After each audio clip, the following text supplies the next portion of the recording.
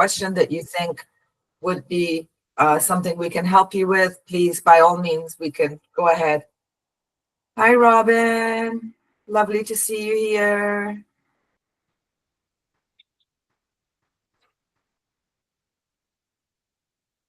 New York City, how's it going, Paul? What's the weather like there? We've been talking about temperatures and the vast difference. We're in LA. You want to see? You want to see how it's going? Look what I have behind me. This is how hot it is. I had to go and get a portable AC because our AC, it works, but it's not sufficient. I get really hot, so I need the room to be 62, 63 minimum for me to be comfortable and for me to be productive. What is it outside? Real feel right now is 109. Wow. Ouch. Manhattan? Everywhere. Everywhere outside. And New York City, it's muggy 107. It's not like Arizona dry. It's muggy 107 real feel. So it's the most uncomfortable feeling.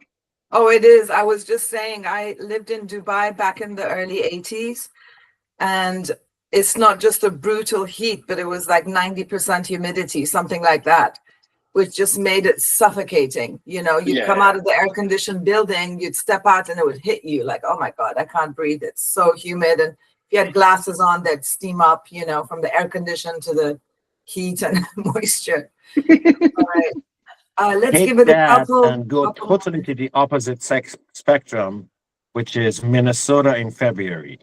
Oh God. Okay.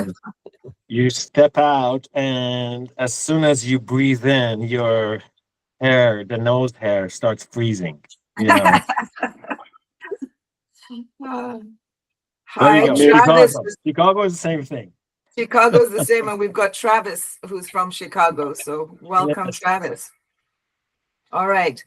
Well, I think I'm just going to give it one more minute, and I will repeat if anyone has any technical questions, general questions, whatever you may have that you want us to address today outside of our topic, by all means, you can either raise your hand or put it in the chat box, and that's what we're here for.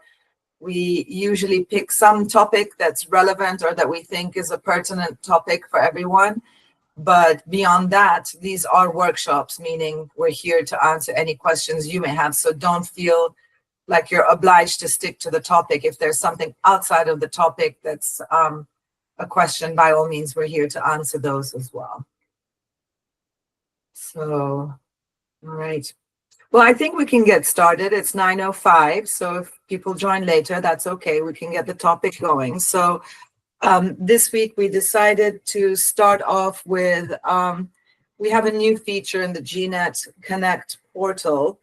All of you, I'm certain, work with affiliates, and finding affiliates, we've kind of gone over that. You know, there's many ways to find affiliates, but we've taken it a step further where you can actually create a checklist for yourself on your profile that says, if you want to partner with us, these are what we require from affiliate partners. And so that kind of helps expedite the vetting process and makes things easier. So I'm going to hand it over to Reza so he can explain the feature a little more clearly. And then we'll obviously always open for questions. So if there's anything you want clarification on, raise your hand. Travis, really briefly, I'm going to read his question. We've had GNet for a little while. However, we're not using it. Is there a beginner's tutorial or starter checklist? Also, is there best practices, documents, or video? Yes, on that, Travis, absolutely. We have a YouTube channel. It's GNet by Grid. So if you go there, we've got 2-minute tutorials, beginner videos. We can also help you hold your hand to get you started. We can make an appointment for a one-on-one training to go over the basics. So it would all depend on your preference. So if you can put in your email in the chat feature, Sharon can reach out to you and guide you clearly on the next steps. So thank you for your question. All right, Reza, please go ahead. Hello, everyone. Thank you. The idea is that we can add a checklist, as Yasmin mentioned that, and you can put your requirement. We call pre-partnership requirement. So this session, we want to brainstorm with you guys and understand what are like top 5 or top 10 things you want to show your partners before accepting a partnership requests. I noticed that most of you guys have either a form. If you go to the website, mylimo.com, you maybe sometime put a form or PDF saying checklist. We need a driver license. We need a Insurance. certificate of insurance. So we build very base minimum. Again, this session is more of a brainstorming session and very interactive. What kind of requirements do you usually have with your partners? So I'm going to share my screen and quickly show, and we can jump into that interactive conversation. Okay, share screen. So basically, here is the Connect. This is our new portal.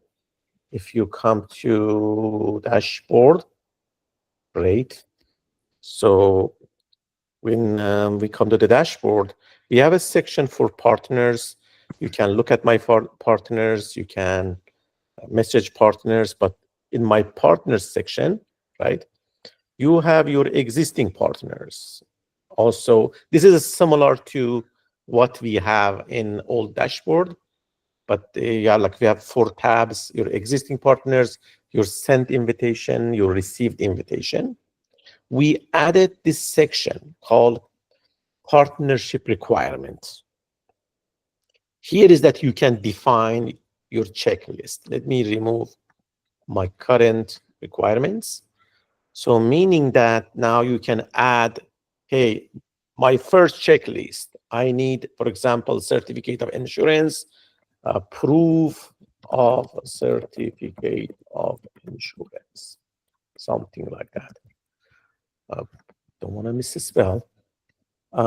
We need to have a $1 million, whatever, $1 million coverage. So we can put this on description. Page. Yeah, you can say, hey, this is required or optional. So I'm going to make this as required. Done. So we added this first requirement. So then the second requirement is, hey, we need a drug test policy or drug test coverage or proof of drug test, for example. You can make that optional. So these, you can add that. Then the second things we recently added, sometimes these requirements are applicable to a, let's say, IO, independent operator, saying driver license photo, valid, like valid driver license. So if you want to say, hey, I want to this only for independent operators, so then, and make it. Sorry, can you go back? Can you go back to that screen that you clicked IO, Oh, yeah. just so everyone can see it before it Sure. disappears? But I was too fast. So yeah, go do the drop down menu. Yeah. And so there you've got independent operators. Can you go through all the rest Yeah, of them? there is a corporate operators, Corporate. or these are distributors or aggregators. We call distributor. So there, imagine that there is a travel agencies, right, or aggregators. You can define that, hey, this is a requirement for travel agencies. I don't know what, I'm not familiar, but you can sit on that segment. Or if this is applicable for all the segments, you can define that here. Perfect. And before we continue, is everyone clear on what we're doing here? Are there any questions before Reza continues? If you have a question, raise your hand. Yeah. I we have added a question. Sure. So basically, every item in the checklist can be grouped for a segment, or the whole checklist is for Yeah. the segment? So if you don't define the segment, this is gonna be visible for everyone. Okay. Then if you define the segment as independent operator, if I log in as an independent operator and come and visit it, that requirement, for example, in this case, is only visible for the independent operator. So this okay. is not going to be visible for other segments. All right. So you have one checklist Mm. with multiple items. Mhm. Each item can be for all or for a segment. That's true. Okay, got it. Thanks. Thank you. Sure. Yeah. Yeah, the other thing is for example, we added this external link. Imagine that you have already have a PDF of a huge list of checklists. You know, you can define that saying, I don't know, sign up form or something like that. I don't know what we call it. Say, we can call it pre-partnership checklist, right? And you can put it an external link here and ask them, hey, please fill up the form, sign it, and email it to us. You can put it that, please fill up the form and sign and return, right? Again, put the link at the PDF. Yeah, and if I may point out, if you are a subscribed member and you have access to document management, you can also have that prerequisite list uploaded in your document section, and or if it's filled out, they can send it through their document management portal. Exactly. Okay. Good point. All right. So this is, so I added 2 requirements. Let me add one more. I'm going to make this optional. Pre-post for pre-partnership form. I'm going to make it as optional. So add, so I have 2 required and 1 optional. So let's look at from if I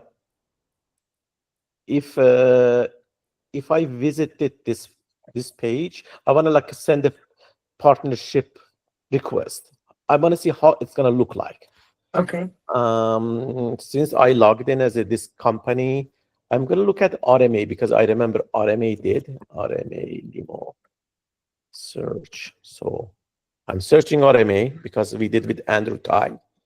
I'm already partner. Let me log out. Let me log in with other entity like GNet. Yes. GNet. ABC. Let me find an ABC, the more random company. I'm gonna search RMA. Send the partner. Oh, interesting. Oh, send the request.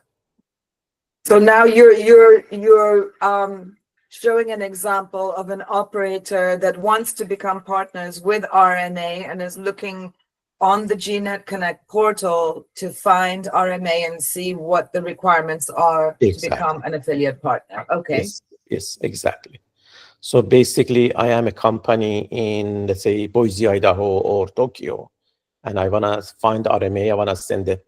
I heard about RMA, and I want to send a partnership request. So we used to allow like immediately send a submitted request. Now they have to go through this checklist, say what kind of requirement they have.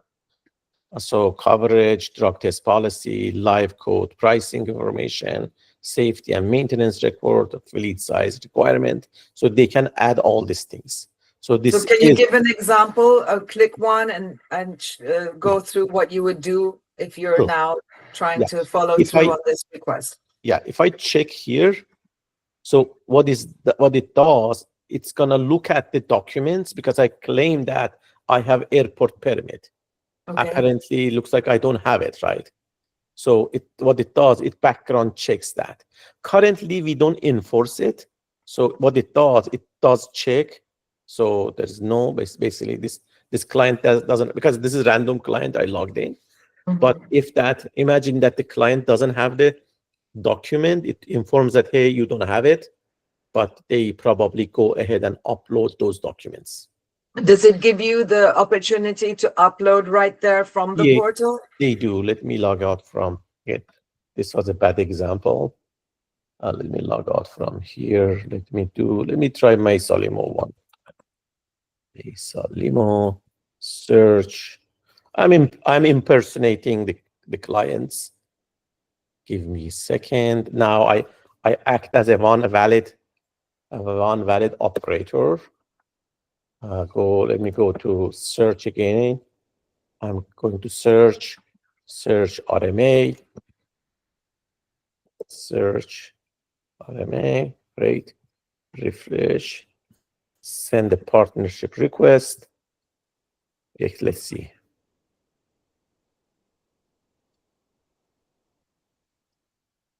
So now background, it checks that, yeah, like Mesa Limo, which I logged in as a Mesa Limo, has a valid airport permit. Perfect. So you don't need to do anything. If you already have it, and that means that Mesa Limo has uploaded that particular document and it's accessible in their document section. Okay. Great. Yeah, it does. So that's true. So green is the ID. So checking the certificate of insurance. Yeah, so this case, it doesn't have $10 million coverage per se. Now it gives me opportunity to upload. Say, hey, if you don't have it, let's say you haven't uploaded yet, but you can upload now, basically. Okay. So drug test policy, let's see. So that's great. You don't have to go to many different screens. It's all there on one screen. Yeah. So if it says upload, all you need to do is find the document and upload it to your document folder. And once you've done it once, it stays there forever, correct? Yeah, exactly. So there's until you remove it. Two use cases.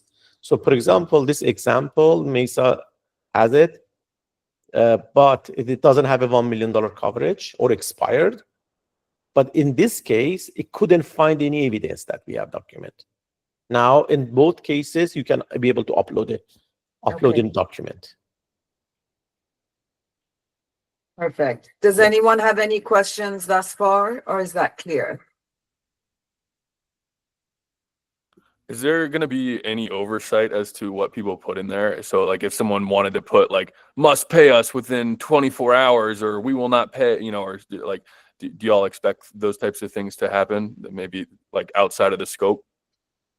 I mean, as you saw that they can add any requirements, right? So we don't have, again, this is like a bare minimum. This session, we can brainstorm what to put, right? We don't want to make it super complicated, to be honest. And we don't want to sort of very restrictive. So, but we have to find the balance. So what should we put or not? That's a tough one. Yeah, that'll be tough to hear. Yeah. But good question. Does anyone who's on the call right now have a requirement list that they use that they haven't uploaded? Oh yeah.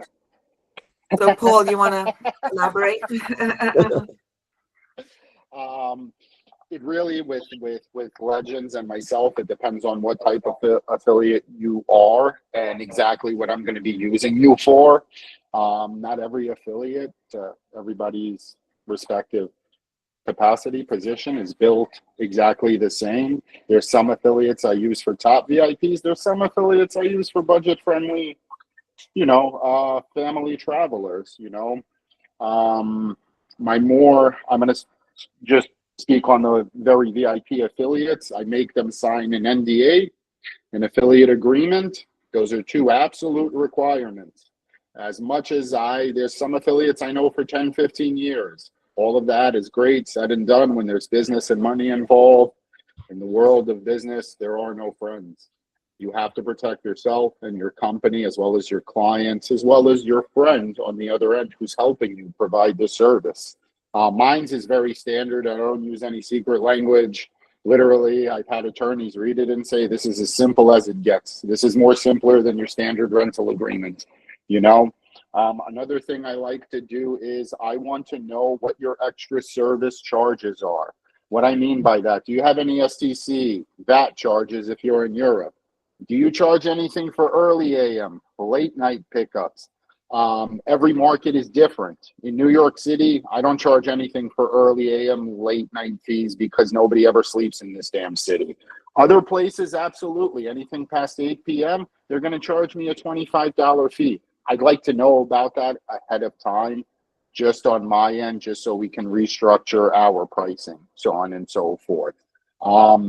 Any special kind of airport fees, anything to do with any applicable fee that may be incurred through a transfer. Then I have a separate sheet I send out. I want to know what your fleet is like. Tell me what your vehicles are like. The COI, all of the givens I'm not going to mention because that's just standard, you know. But other things, you know, me, I always like to take that extra step to do my own research too, to see who exactly am I sending my clients to, you know. Right. Payment, of course, that's always important. If you're a new affiliate, meaning new, I've never worked with you before, none of my affiliates have worked with you before. Usually I can do anywhere between a 30 to 90 day kind of probation period where, yes, I would charge your credit card after every transfer. I'd send you a receipt, you get an itemized invoice at the end of the week. Then as time goes on, you know, you build up more credibility, more leverage, then you know what, at the end of the week it's perfectly fine, I don't need to charge you, so on and so forth. Those are just a couple of requirements we here at Legends, I myself require from certain affiliates, especially ones that I farm out to more than so much the farm in. That's great. Thank you so much, Paul, for that. So to break down what you just said, you have layers of questions. So let's say if it's a new affiliate, which is pretty much what this checklist is pretty much there for, you know, it's new, not existing. So new affiliates, you would put just the basic requirements. You need them to have insurance, you need them to have permit, you need them to have the drug testing. So you do that. Let's say they check those and now you've received their partnership request with the completed checklist. Then you take it to the next step and you say, okay, so in this case, I've never worked with you before. I'm going to require, then the conversation will continue beyond the checklist. And they have the capability to use their portal to upload any additional documents and communicate with you on those needs. Is that correct? Yeah, absolutely. Okay. And then of course, some of the very important things I didn't even mention, just because in my mind, it's a given already. Drug testing, drug screening, fingerprinting, all of that is very, very key. Not only for affiliates, for your own business from a marketing standpoint. I've never dealt with a client who's ever told me, Paul, that's so rude that you drug test your clients, you're invading them privacy. No, it's the other way around. It's like, wow, you take that initiative. It makes them feel more safe, and then it just justifies why you charge what you charge for your service and why your company is what it is, so on and so forth. But yeah, drug testing, COI, any type of airport permits, any type of special permits that you need to pick up from ports, certain zones. I know in certain cities, states, countries, you need certain certification to pick up from a particular point in a particular city. So that is all helpful. All of that is helpful. I have a question. So it looks like the checklist or things you check for are different depending on the category of the affiliate you're working with. But at the end of the day, as you request these items and articles from your affiliates, they're going to be uploading it onto the portal to share it with you. And the target is the experience you're going to have in the future, where as you're looking for partners, you're going to come across partners that have already uploaded their documents, etc., because of their, existing partnerships with others, right? And requirements that is needed.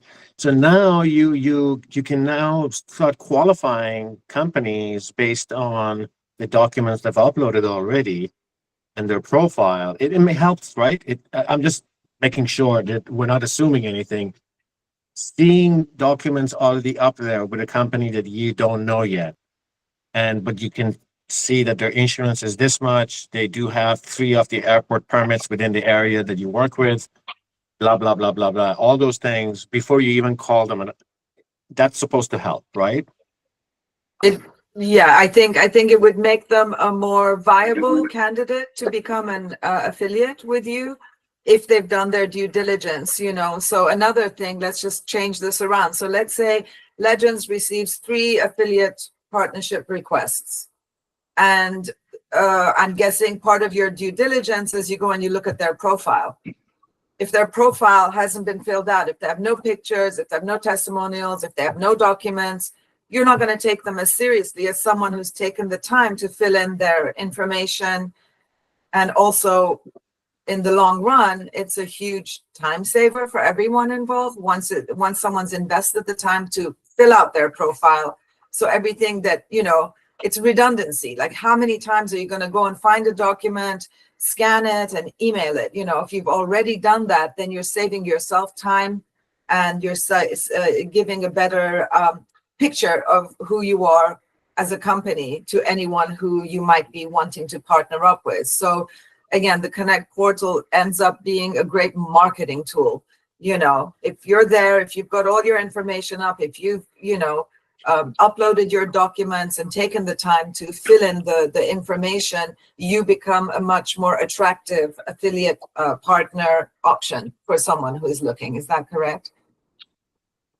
Yep, that's I would say so. Okay.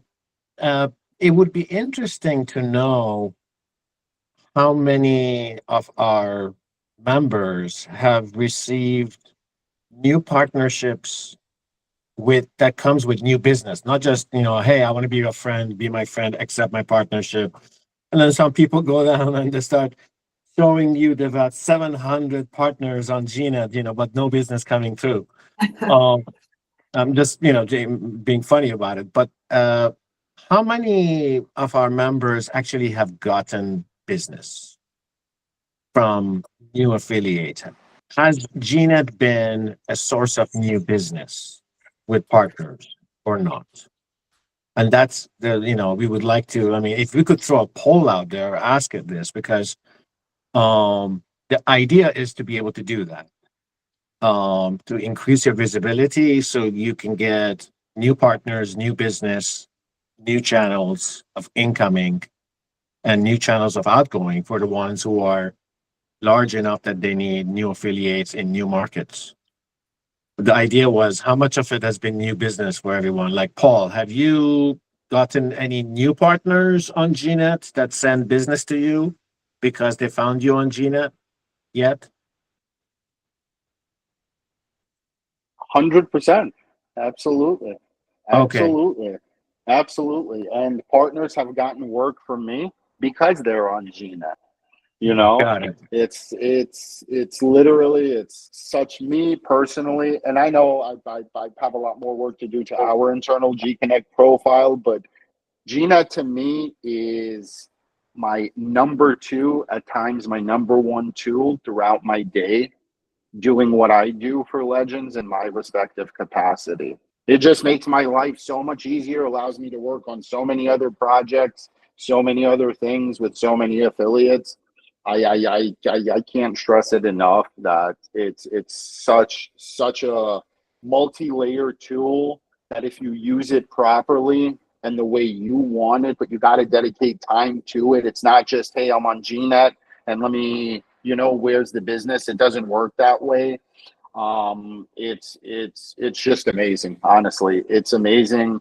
I've had, since the last NLA, I've had 8 new affiliates just through GNet find me and send me work, literally. And I can't thank you guys enough, all of you. You guys are amazing, seriously. Well, Our pleasure. That's You know. music to our ears. That's what we like, you know, that's what why it's we supposed work. to do.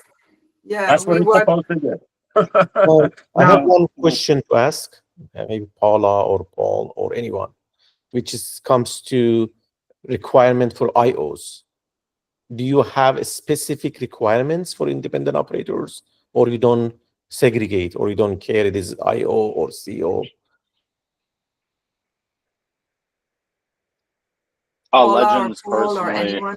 We don't work with IOs. We own our company vehicles. We own 75 vehicles outright. So we don't really need the need for IO. Me personally, there's nothing wrong with IOs, but in New York City, I don't personally like using them because these are people dedicated to sometimes 6 other companies. They have their own life. They're not in your company vehicle. You don't know what it looks like. And I don't care what anybody says. There is no way you know 100% every second of the day what even your own drivers are doing. The best thing though, when your cars are company controlled, you have people within your company doing spot checks. You have your own mechanics, your own shop, your own, so on and so forth to make sure that that standard stays up to par. Because with IOs, the biggest complaint, in my opinion, is the guy wasn't dressed properly, the car was a mess, or something to do with the nature of the car, nothing to do with him being late, everything to do with the quality of the car. Okay, thank you. That's just my opinion in NYC, and I'm only speaking for my market, NYC. Sure. I think Paula has a question. Go ahead, Paula. Well, I have a comment. So I definitely understand what was just talked about for IOs. This is in Chicago, the market's probably similar to others. There's probably 15, maybe 20 black car groups. I call them empires. They are running their own show and they post trips and they don't really seem to pay much attention to anything on the outside world. We stay out of those groups because it's the same reason that the gentleman preceding me just brought up. I mean, we don't know who we don't know. On the other hand, a number of us have a handful of IOs that we vet. Sometimes we give them road tests or all that kind of stuff. So they're an extension of the team, not a direct part of the team.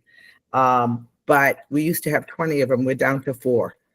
We have to vet them out. If they refuse to be vetted, we don't use them at all. So there's a value to having them because I'm not going to put 7 more cars on for 2 days of work. But on the other hand, I think it's interesting that there are uses for them. But then I also hear some pretty bad stories about service fails. And yesterday, it's partly because I'm running the association too, that we get comments about individuals. This guy gave out his business card to my client, the usual stuff. So there's a bit of apprehension in some groups about actually using IOs, but the way we're doing it, it's pretty well controlled. So they know who they are. They actually give us their schedule voluntarily, by the way, but they do because they know if they get on the list, they know that there's an opportunity for them to get work with us. So that part is good. But it's, I don't see us ever going, I mean, personally, I don't see us going and growing our IO network again. What we've been trying to do recently and getting more successful at it is encourage our smaller operators, owner operators who own vehicles to especially if they're not in our service area to get on GNet and only send us trips through GNet. So we're working on that and getting our own stuff for GNet set up as well. But it's I think in every market it's a little different with regards to independent operators and how they're being used. So there's not really like one set of rules on how to do it for sure. It really just depends on the market. Thank you. Thank you for that, Paula. It's good information and good to hear your perspective. I believe Drew is next with his hand up. Go ahead, Drew. Thanks, Jasmine. And I agree, Paula. I agree that, yeah, it's definitely dependent on the location. I think Los Angeles IOs and New York IOs just alone are a different breed. Paul, I'm definitely curious, what is the indicator for you that, so obviously you're here, you're on GNet, you send trips to affiliates. What's the So an independent operator for you is a red flag. As soon as they get a second car, are they then seen in your eyes as legitimate? Or like, at what point do they break that barrier to becoming an affiliate, not just an IO? Like, is it as soon as they get a second car? Is it they get multiple cars? Like, what is it for you? We have some that have grown exponentially, but I don't have a set opinion in my head. But in our market, like in our membership, we have so many that only own one vehicle and have no intention of buying any others. Primarily, they are the Lone Rangers of the market, and they're fine. They actually make an excellent living. Most of us fight over them because they're good service people. But you can count them on one hand how many are like that. And then we have the rest of the world who you can't figure out. There's a few that have grown since I started, and yes, we work with them as affiliates, but there aren't that many. Mostly, we have a lot of individuals our market's getting completely flooded with Uber Black. Flooded. And so there's a fear out there of that as well. So I don't know how you answer that, how you deal with that. But my school is teaching so many people that I'm getting told, well, thank you. You're putting more Uber people on the road. Well, somebody's going to do it. If it isn't me, it's going to be somebody else. So that sounds kind of indignant, but it's true. I mean, and some of those eventually become owner operators. It's a process. We just have to, we get into our own groups, I think, and we watch what's going on. Plus, in Illinois, we're surrounded by Indiana and Wisconsin, and the behaviors out there are completely different than they are in Chicago. Indiana independent operators we have never used any. We have a partner there, and we pretty much avoid them because the vehicles are old and all kinds of little nuances and things like that. So yes, they can grow up, and when they grow up, they might become an owner a full-on limo operator, but we're not really tracking that or having much intelligence on it. I appreciate that. Thank you. You're welcome. I have Reza is next on my raised hand. Go ahead. I promise mine is quick. The question is that imagine that, Paula, I have a brand new Escalade and try to approach you. Do you say no at the moment, or or look at let's say my fleet, or what is the criteria you look for? So we give everybody the standard speech. That I have the right to road test you, and that usually shuts them off. They don't want us to check their driving, which is a big issue for me personally. That they have to be fully compliant with insurance, and the majority of them in the market do not carry the federal limits. So if you're coming to me and you have 350,000 in auto liability, for example, you really shouldn't be crossing state lines, yet they do it all the time. That's illegal according to the federal law, but it's not being enforced. So, but we tell them, if you don't have enough insurance, you can't work here. And lastly, they refuse to carry workers' compensation. Well, I am not your mama. Okay. You get in an accident, that's your fault, and you have no insurance. You have put me at risk. Sure. Because you or your estate is going to come after my company. There's no doubt in my mind. And I'm sorry, I am risk averse. Remember, I came from tech. I don't like stuff that doesn't smell right. And so we put off a lot of them because of that. So they usually get very aggravated with me personally and say, nah, not really looking to work with you. And that's the end of it. The others are working toward getting themselves. And I tell them it's not because we think we're better than anybody else. We're following the law for 17 years. I could not work for any of the operators in Chicago. I couldn't work for the big guys. And you all know who the big guys are in Chicago. I couldn't work for them if I didn't have those qualifications. Right. It didn't matter I had 6 cars at one point. No, they wanted what they wanted. And so it always fascinates me that we're starting to run into these group of independent operators who say, well, my insurance guy said I don't need all that insurance. Oh, really? Well, then he's breaking the law too. So, it's all, I think that's our frustration. The ones we have are completely vetted by us. Right down to photographs. I realized recently that I hadn't updated the photographs on anywhere but drivers for about 10 years. One guy is completely gray. So I was like, oh shit, I have to go in there and do that. But we get, because, some of the operators ask for photos and stuff. And I went, Pontarelli sees them, so he knows my guys, but that's different. But the others, I was like, oh shoot. But we update them just like we do our own drivers. They're on a mailing list with our drivers. When they become full-fledged IOs with us, they get all the information that my drivers get that really relates to the work of the jobs at hand. So we treat them like they're part of the team. That makes sense. So, I have a question. Because they are So- part of the team. If we have a group and we pull these IOs in and we have Right. a big job, I'm depending on them to work in lockstep, just like the rest of the team. So if you're searching, we're looking at fast forward in the future, your usage of GNet Connect portal, you're looking for specific partners and specific areas in different markets, and you want to kind of, sometimes some companies say, look, I just want a reputable company in that area because I've got a VIP that I'm sending. I don't want to take a risk. The other ones are other times that you hear usually are like, look, I'm going to be opening up to this market. I need to have some well-priced affiliates where, I can make some good revenue. So depending on the priorities.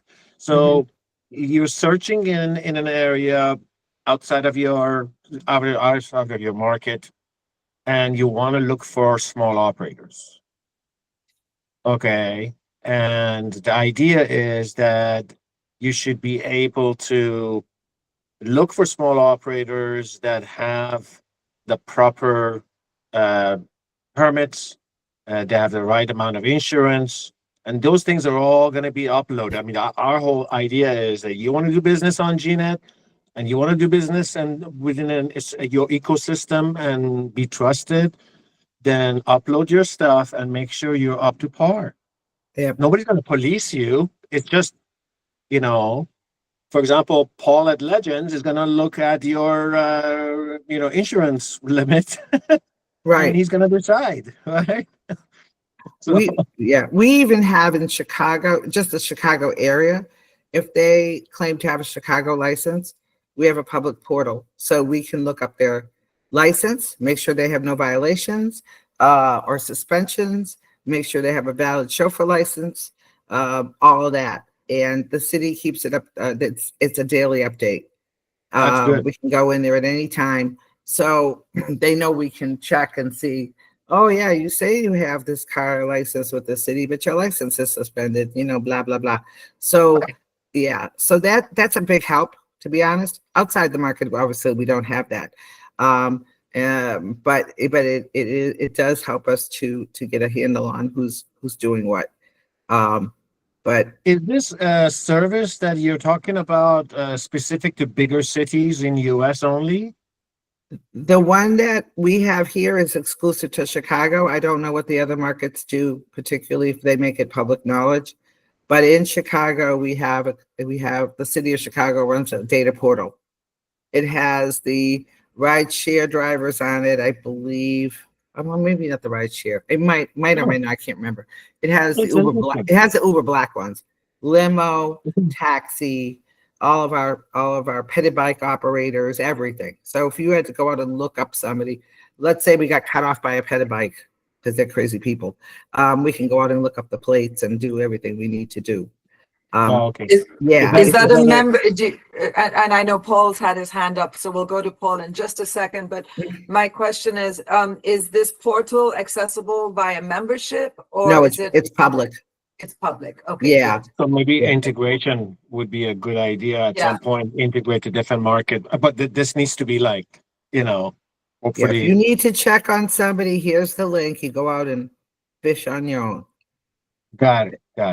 Okay, And Paul. that's what we do. I mean, that's what we do. But because I also teach, so I'm always checking on my students to see where their Okay. license status is and stuff like that. But it is a big help Yeah.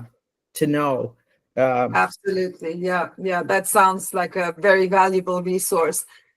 Let's go to Paul. He's had his hand raised for a minute or two. So let's go to Paul. He's patient. No, it's fine. Honestly, See, Paula made some amazing points. The whole searching, I think every major city has this database. I know in New York City, I do this on a regular every week. I dedicate 2 hours. I search license plate numbers of people posting pictures that want to work with us. And I just do it just to prove myself right, in a sense, as crazy as that sounds, but literally all of this information is public information. Anybody who has any city, any state that you have to go through an agency to get a taxi license or permit, their information is public. Just like in New York City, every driver is required to have a New York City TLC license. Their information is now public.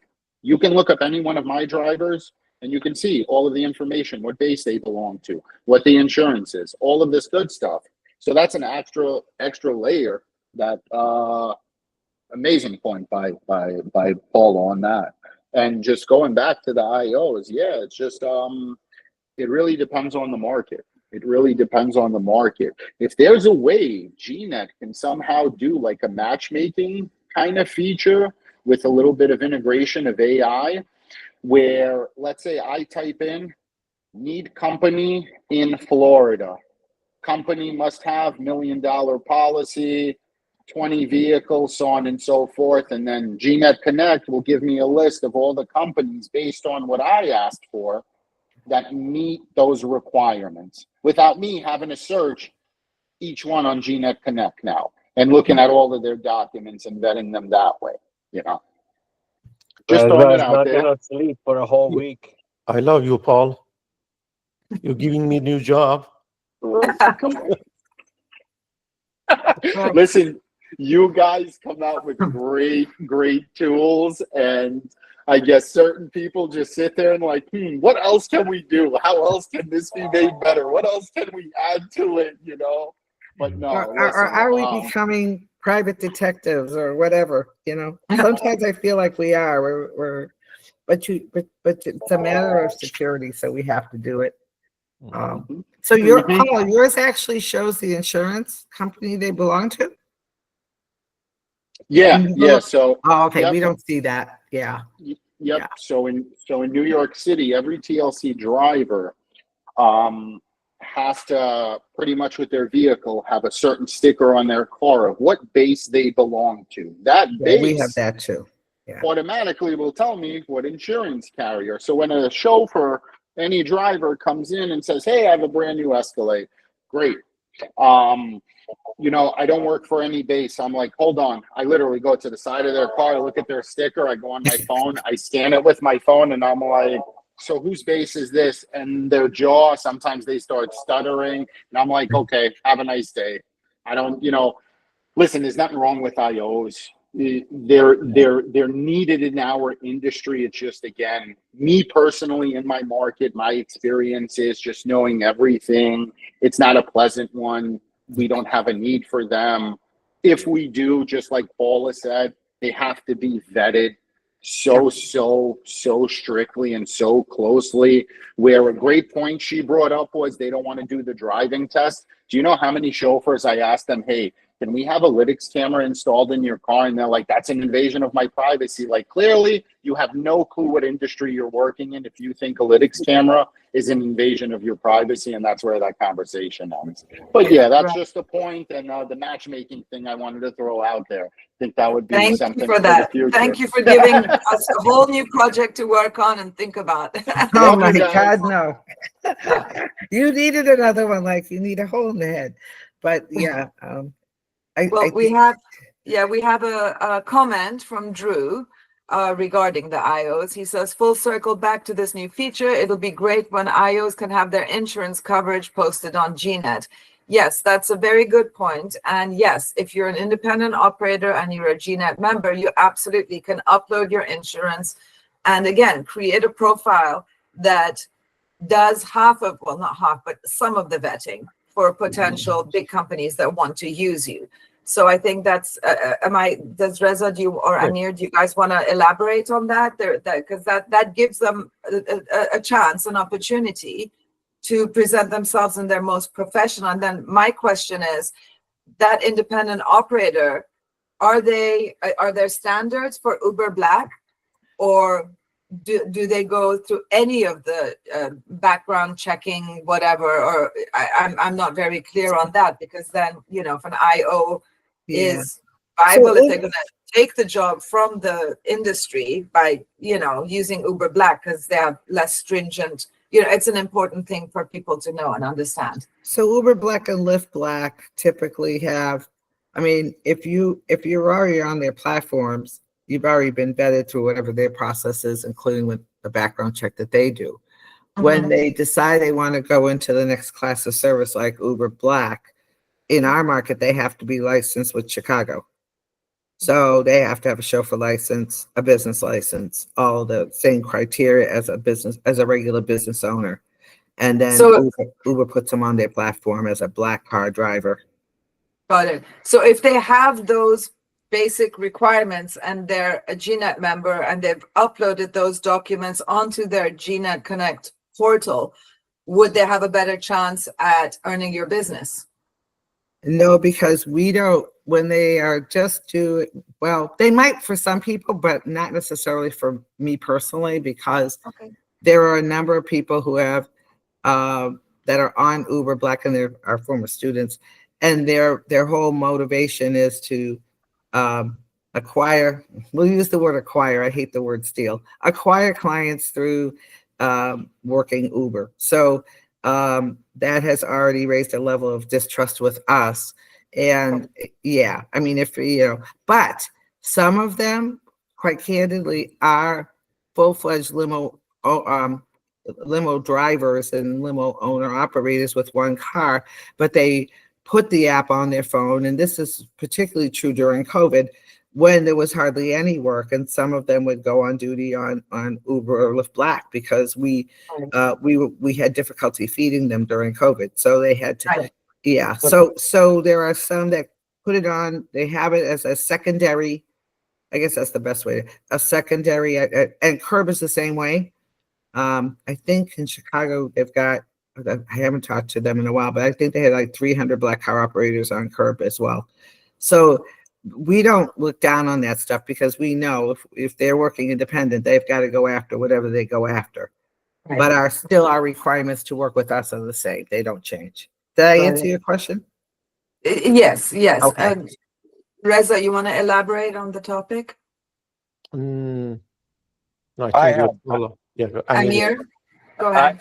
I just wanted to say that there is a number of operators out there, small operators that have the Uber Black or Lyft Black app on the side for the slow times. Okay.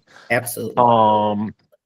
And that's the inventory we believe that's the inventory that Uber and Lyft have, and these people also work with the industry, not through the Uber app, but again, these are the subset of all the small operators that Paula is talking about.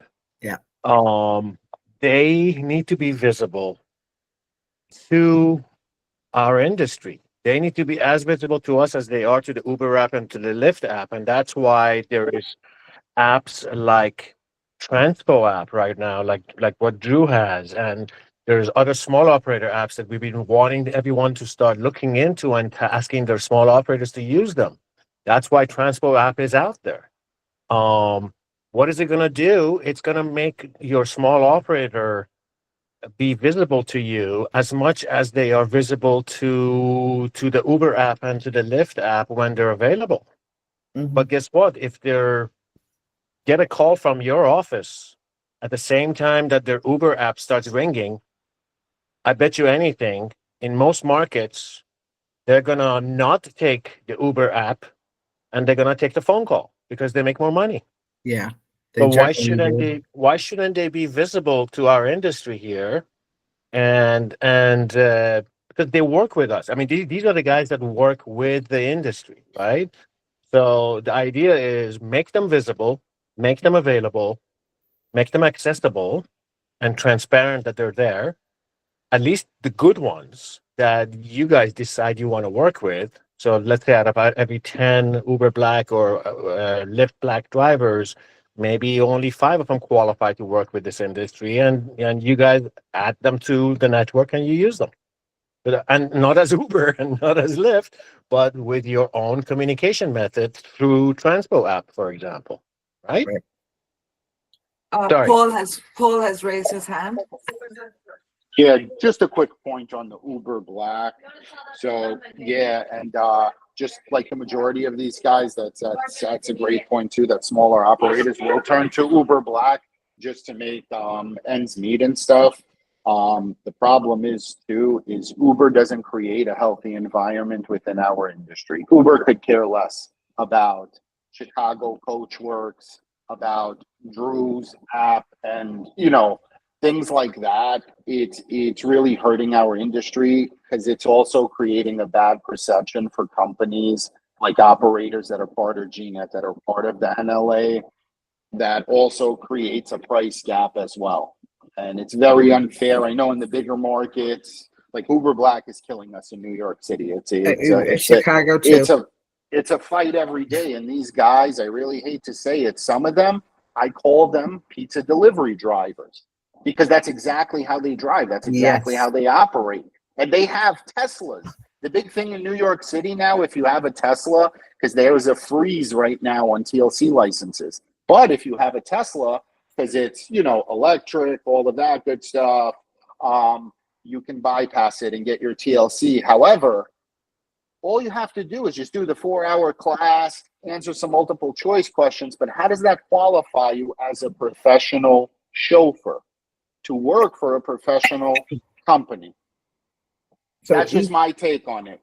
Right. We train 70 to 100 people a month for the city. And so that means 70 to 100 people that are going out on the market. And you can walk up to every one of them. We always ask them, okay, what are you going to be doing now that you got your license? And 2/3 of them say Uber. Handful say they're working for, an owner operator that we know.